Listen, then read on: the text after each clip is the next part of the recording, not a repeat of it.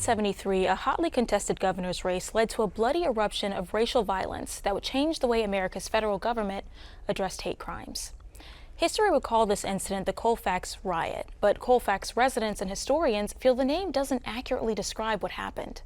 Two descendants from both sides of the aisle are coming together to change the name from riot to massacre.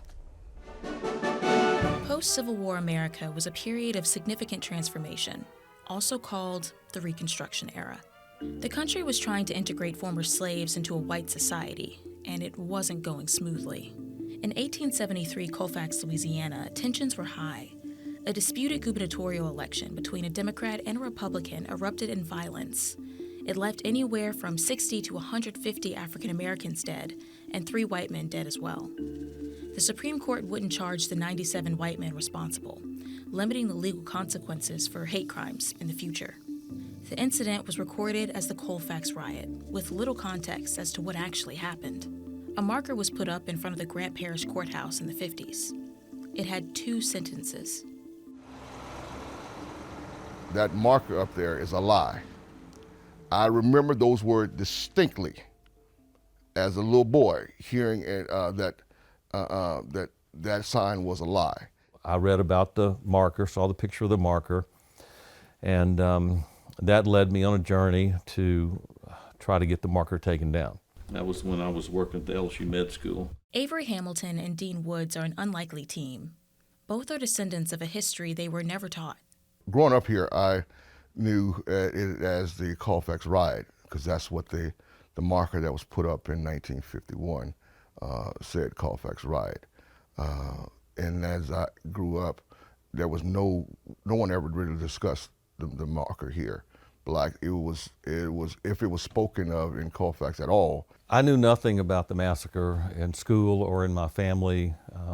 And my father and grandfather and great-grandfather are all from Montgomery, which is about 20 miles north of here, north of Colfax.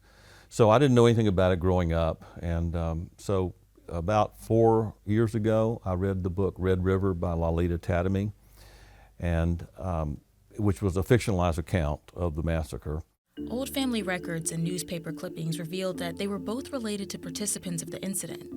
Avery is linked to Jesse McKinney, a former slave whose death galvanized the violence. Jesse McKinney was my great-great-great-grandfather. Dean Woods is a great-great-grandson to Bedford Woods, who was a 21-year-old Confederate soldier who aided in the murders. And Bedford didn't die until 1933. So my father knew him longer than he did his own father, but I never heard his name. Both men say that the word riot, which is mentioned in countless newspaper articles and media outlets, isn't a fair description. To them, it was a massacre. Both of you at one point said Colfax Riot. And now whenever I look at the signs that are coming up now, all the new information, it's Colfax Massacre. Mm-hmm. Why is it important to make that distinction?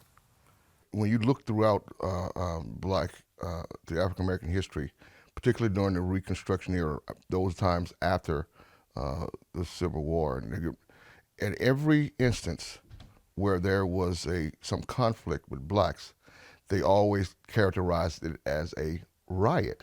The guy that sort of got all the whites together to put down the riot was telling people around the area that there was a riot going on in Colfax and that they needed help. So that, we need all these white supremacists or whatever to come in and help us. But this information isn't well known. There are newspaper articles from 1873 through the 80s that call it a riot and even dub 3 white men who were killed heroes. Dean and Avery want the public to understand every aspect of the story.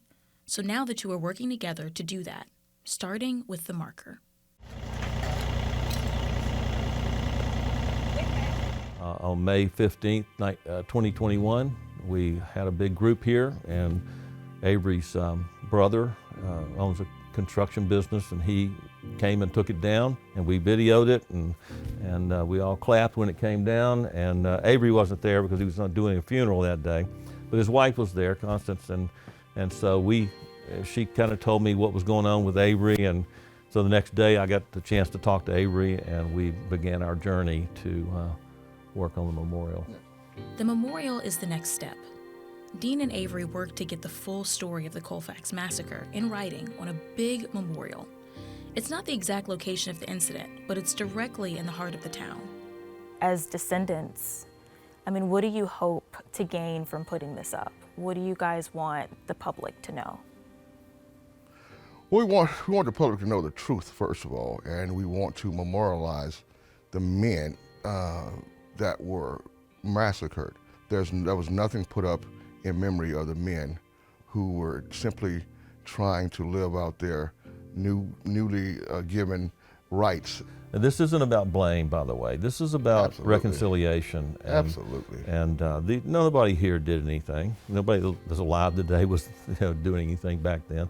And so, but we just want folks to know the truth. Yeah, and coming from the most unlikely pair. Yes.